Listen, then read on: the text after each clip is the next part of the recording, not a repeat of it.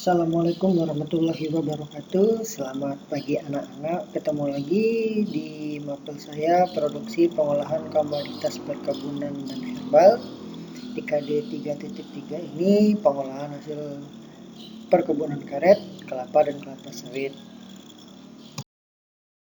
Nah, sebelumnya apa kabar anak bapak semua? Semoga selalu dalam lindungan Allah Subhanahu wa taala. Amin. Nah, pada pertemuan ini Bapak akan membahas mengenai pengolahan kelapa, yaitu pengolahan kelapa menjadi minyak kelapa atau VCO, atau disebut dengan Virgin Coconut Oil.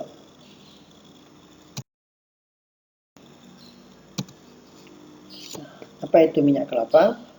Mungkin kalian sudah sering melihat minyak kelapa itu bentuknya mirip dengan minyak kelapa sawit, tetapi warnanya yang berbeda. Kalau minyak kelapa warnanya agak bening, jadi kalau kelapa sawit warnanya agak kekuning-kuningan. Nah, secara teori, minyak kelapa adalah minyak nabati yang berasal dari daging buah kelapa tua, baik dalam bentuk segar maupun kering atau dalam kopra. Proses untuk membuat minyak dari daging buah kelapa segar dikenal dengan proses basah atau wet process, karena ditambahkan air untuk mengekstraksi minyak tadi. Nah, jadi proses pembuatannya ini dikenal dengan nama wet karena kita menambahkan air pada kelapa untuk mengekstraksi minyak, atau bahasa simpelnya kita jadikan santan terlebih dahulu baru kita proses menjadi minyak kelapa. Nah, berikut ini adalah alur proses produksi minyak kelapa. Daging kelapa, jadi kelapa tadi dikupas, kemudian dipisahkan antara tempurung dengan sabutnya, tinggallah daging kelapa saja. Proses selanjutnya adalah penggilingan. Jadi daging kelapa tadi kita giling sampai hancur, sampai nanti bisa kita peras santannya bisa keluar. Nah, kemudian daging kelapa giling tadi diproses selanjutnya. Nah, prosesnya itu penggorengan atau digongseng.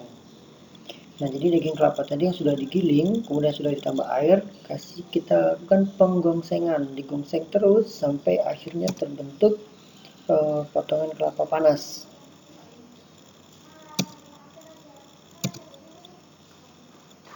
Nah, setelah itu dilakukan pengepresan. Nah, pada proses pengepresan ini akan keluarlah minyak VCO tadi atau Virgin Coconut Oil atau minyak kelapa tadi.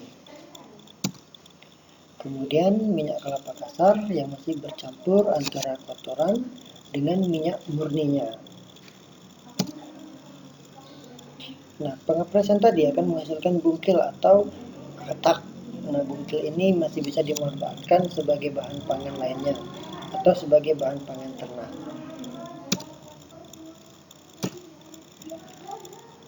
Nah, sebelum didapatkan minyak kelapa murni, dilakukan proses pengendapan terlebih dahulu, maka terdapatlah minyak kelapa.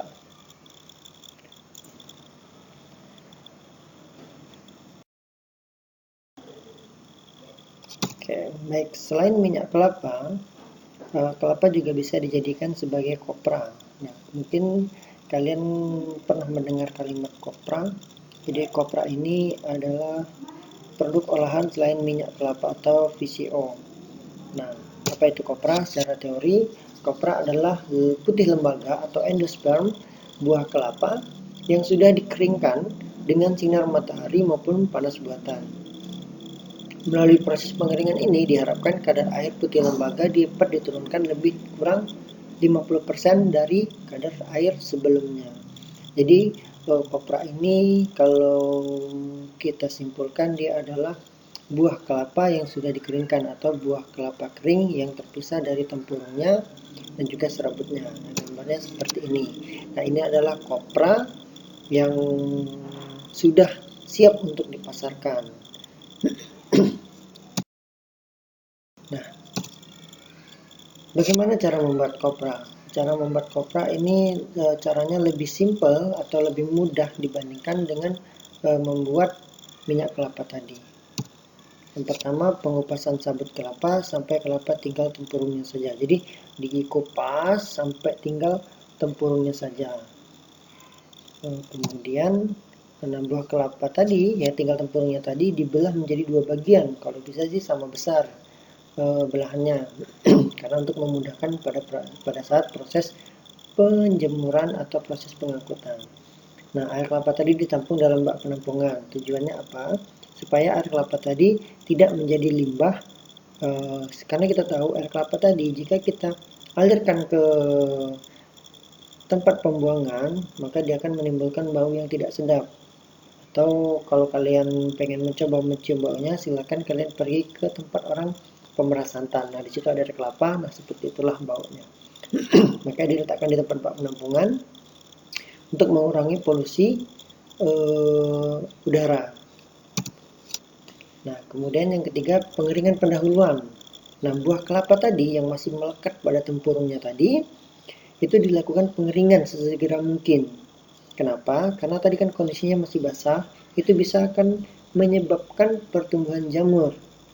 Nah, pengeringan yang baik menggunakan matahari. Jadi, setelah dibelah bagi 2, airnya dikeluarkan, dijemur di bawah sinar matahari.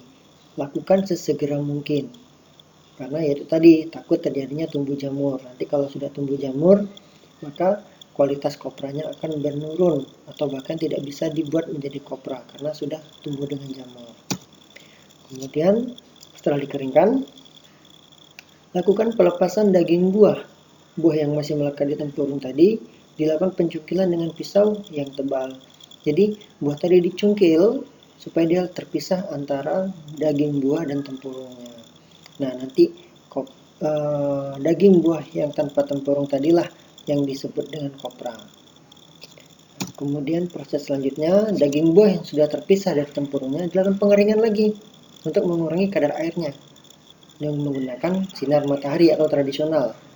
Biasanya waktunya itu kalau pakai matahari 5-9 hari atau menggunakan panas buatan selama 4-5 hari.